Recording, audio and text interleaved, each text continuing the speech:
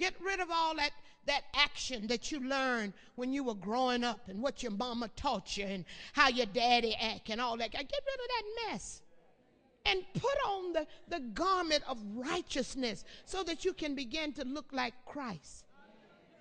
Just because you came up in a bad family doesn't mean you got to be bad. You're not supposed to be carrying that now.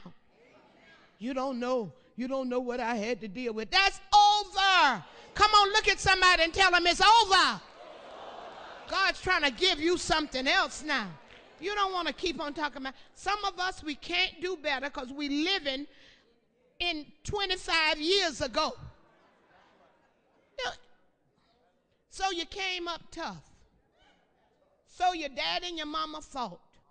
So they got a divorce. So every time you woke up, you heard cussing. So every time, all that may be the case, but it doesn't have to be the case with you now. And it shouldn't be. He said, I've called you to a better life. And he goes on to say, they had that proverb over in Israel talking about the father has eaten sour grapes, and now the children's teeth are set on edge. He's edge. He said, now wait a minute. Don't come back here no more with that. He said, all souls are mine. All of them are mine. And the soul that sinneth, that's the one going to die. I'm not holding the son responsible for what their daddy did and for what their uncle did. You're not held responsible for anything wrong in your family. He said, that's why I got you here now, to give you a chance to make a decision as to what you're going to do. You don't know, my daddy used to guzzle down that liquor. You don't have to be a guzzler. You make a choice. You make a decision as to what you're going to do. You may have been hearing cussing all your life. You didn't have no vocabulary other than cussing. But you know, he'll clean up your tongue. He'll take cussing out your mouth. He'll give you that's why he said choose life. On the side of life, you don't have to go through that. So he said, I'm looking for you to be productive, but you can't as long as you are halted between two opinions. Because you got a little bit of this and a little bit of that. You go back and get a little bit more of this and then a little bit more. How you going to be straight? You got to make the choice and get solidly on one side or the other. Some of the actions of your old life may come up, but at least you can recognize them and say, no more. No more. This is not what I know that this is a sobering message this morning. And this is what God wanted you to hear today, because too many of you are sitting in the household of faith, but you trick, you fool. You think you can just keep on doing like you always have done, and just all you got to do is just show up in church on Sunday. Won't work. Won't work. It's more to it than that. You fall in love with him. And as a result, and then he says, his kingdom, for his kingdom to be established on earth through us is what he wants. He wants for people to say about us just what this man was said to him. Came to pass when Ahab saw Elijah, and Ahab said unto him, art thou he that troubleth Israel? We ought to trouble folk.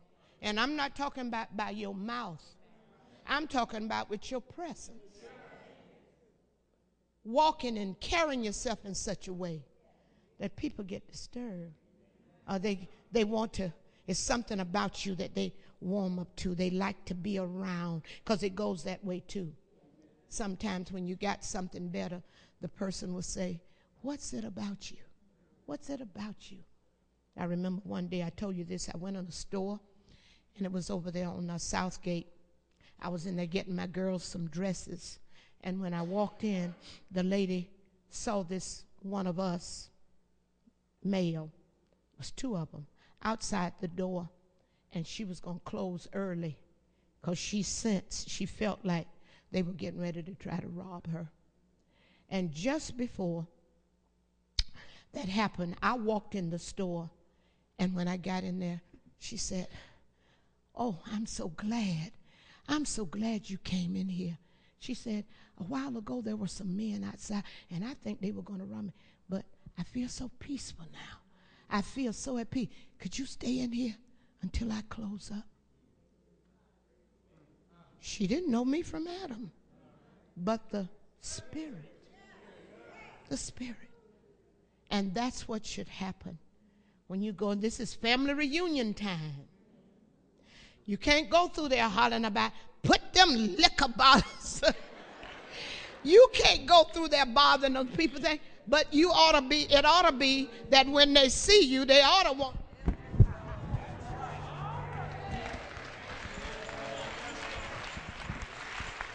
They ought to want to put it away. And then you don't have no business bothering with them for bothering it, because they do what sinners do. But at least it ought to be something about your presence that won't let them be comfortable. They don't ought not to get in your presence and get to cussing louder and harder when they get around you than they always did.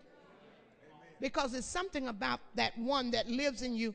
It's a convicting presence that you have in you. Is everybody dibbly-dabbling? Oh, okay. Well, I expect for somebody to be on my side in here today. Jesus.